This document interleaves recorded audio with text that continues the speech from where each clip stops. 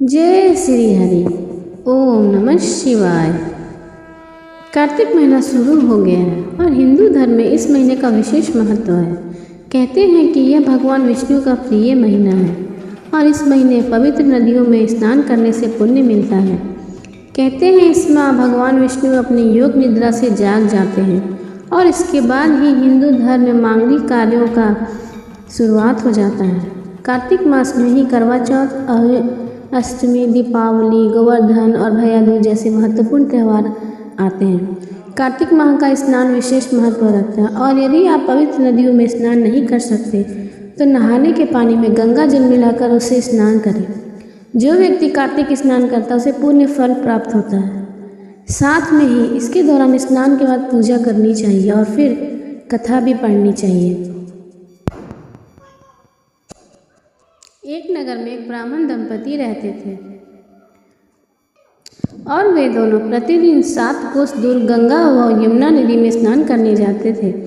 इतनी दूर आने जाने में ब्राह्मण की पत्नी थक जाती थी, इसलिए एक दिन उसने अपने पति से कहा कि हमारा पुत्र होता तो कितना अच्छा रहता।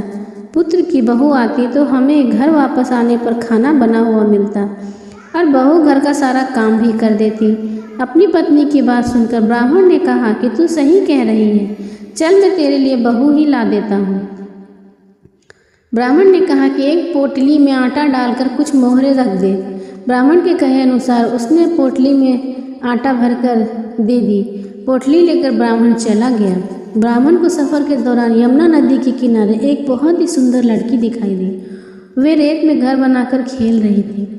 उसमें से एक लड़की ने कहा, मैं अपना घर नहीं बिगाड़ूंगी, मुझे तो रहने के लिए ये घर चाहिए।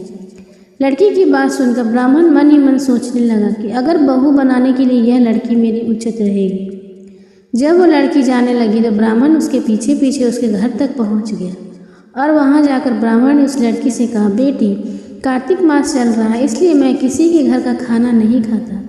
मैं अपने साथ आटा लेकर आया। तुम अपनी माता से पूछो कि क्या वो मेरे लिए आटा छानकर 4 रोटी बना देगी। यदि वह मेरा आटा छानकर रोटी बनाएंगी तो ही मैं रोटी खाऊंगा। लड़की ने जाकर अपनी माँ को सारी बात बताई। माँ ने कहा, ठीक है, जाओ ब्राह्मण से कह दो कि वह अपना आटा मुझे दे दे, मैं रोटी बना दूंगी। जब वो आटा छानने लगी तो आटे से मोहरें निकलने लगी और वह सोचने लगी, जिसके घर के आटे में इतनी मोहरें होंगी उसके घर में कितनी मोहरें होंगी। जब ब्राह्मण खाना खाने बैठा तो लड़की की माँ ने उस ब्राह्मण से पूछा, क्या आपका कोई लड़का है और क्या आप उस लड़की की सगाई करने जा रहे हो। यह सुनकर ब्राह्मण ने कहा, मेरा लड़का तो काशी में पढ़ने गया हुआ है, लेकिन यदि तुम कहो तो खांड कटोरे से विवाह करके तुम्हारी बेटी को अपने साथ ले जाऊंगा। लड़की की माँ ने कहा, ठीक है। इस पर लड़की की माँ ने लड़की की खांड कटोरे से शादी करके उस ब्राह्मण के साथ भेज दिया। ब्राह्मण ने घर आकर कहा, रामू की माँ दरवाज़ा खोलकर देखती है, मेरे लिए बहू लेकर आया हूँ।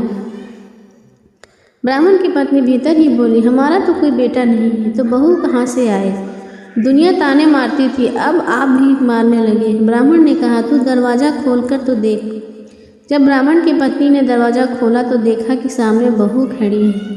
उसने बहू का स्वागत किया और आदर सत्कार से अंदर ले आई।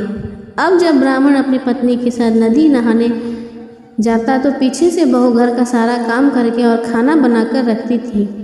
वह उनके कपड़े धोती और रात को हाथ पैर भी दबाती थी। इस तरह कुछ दिन बीत गए।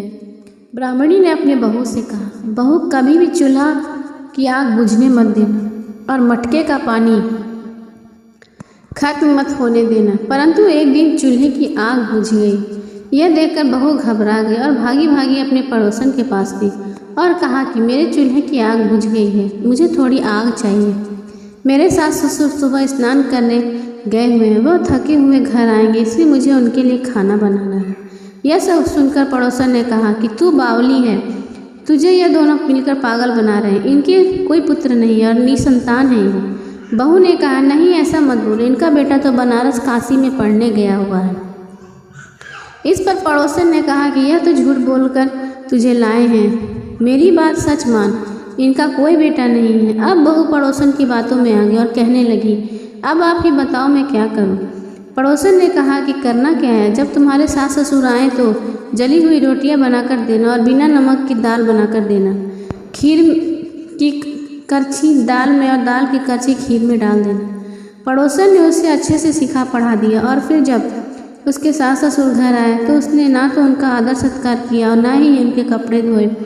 जब उसने सास ससुर को खाना दिया तो सास बोली, बहू आज ये रोटियां जली हुई क्यों हैं और दाल भी अच्छी नहीं है। तब बहू ने पलटकर कहा कि एक दिन ऐसा खाना खा लोगे तो कुछ बिगड़ नहीं जाएगा तुम्हारा।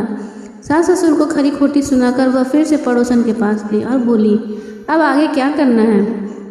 पड़ोसन ने कहा कि अब तू सातों कोठों की चाबी मांग लेना। अगले दिन जब भी स्नान करने के लिए जाने लगे तो बहू अड़ गई कि मुझे 7 कोठों की चाबी चाहिए। तब ससुर ने कहा कि इसे चाबी दे दो और सास ने बहू को चाबी दे दी। सास ससुर के जाने के बाद जब बहू ने दरवाज़ा खोले तो देखा कि किसी में अन्न भरा है, किसी में धन भरा है और किसी कोठे में बर्तन पड़े हैं। जब उसने सबसे ऊपर का 7वां कोठा खोला तो देखा कि शिव पार्वती माता, गणेश लक्ष्मी माता, पीपल पथवारी, कार्तिक के ठाकुर, राम दामोदर, तुलसी जी का बिड़वा, गंगा यमुना और 33 कोटि देवी देवता विराजमान हैं। वहीं पर एक लड़का चंदन की चौकी पर बैठा माला जप रहा है। यह सब देखकर उसने लड़के से पूछा कि तुम कौन हो। तब लड़का बोला, मैं तेरा पति हूँ, अभी दरवाज़ा बंद कर दे, जब मेरे माता पिता आएंगे तब दरवाज़ा खोलना। यह सब देखकर बहू बहुत खुश हुई और 16 श्रृंगार कर सुंदर वस्त्र पहनकर अपने सास ससुर का इंतजार करने लगी। उसने अपने सास ससुर के लिए अच्छे अच्छे पकवान बनाए। जब उसके सास ससुर घर पर आए तो उसने उनका आदर सत्कार किया और प्रेम पूर्वक खाना खिलाया और हाथ पैर भी दबाने लगी। दबाते दबाते बहू ने कहा कि माँ, आप इतनी दूर गंगा यमुना स्नान करने जाती हैं तो आप थक जाती हो, इसलिए आप घर पर ही स्नान क्यों नहीं करती हो।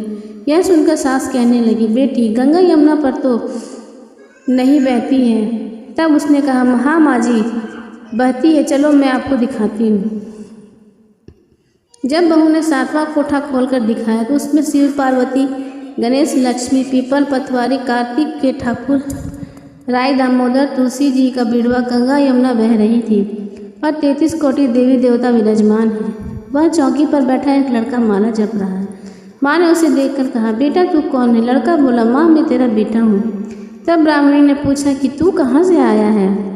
लड़की ने जवाब दिया कि मुझे कार्तिकेय ने भेजा है। माँ ने कहा, बेटा यह संसार कैसे मानेगा कि तू मेरा बेटा है।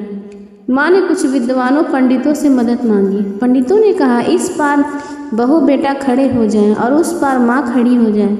माँ ने चमड़े की अंगियाँ पहनी हो और छाती से दूध की धार निकाल कर बेटे की दाढ़ी मूछ भीगे और पवन पानी से गठजोड़ा बंधे, तब मानेंगे कि यह इस माँ का ही बेटा है। उसने ऐसा ही किया। चमड़े की अंगीठियाँ फट गई और छाती से दूध निकलकर धार निकलकर बेटे की दाढ़ी मूछ भीग गई। पवन पानी से बहू बेटे का गठजोड़ बंध गया। यह सब देखकर ब्राह्मण और उसकी पत्नी का खुशी का ठिकाना ना रहा। जैसे ब्राह्मण और ब्राह्मणी को बहू बेटा दिया वैसे सबको देना। कहते हैं इस कथा को पढ़ने से मनुष्य की सभी मनोकामनाएं पूर्ण हो जाती है। जय हो भगवती नारायण।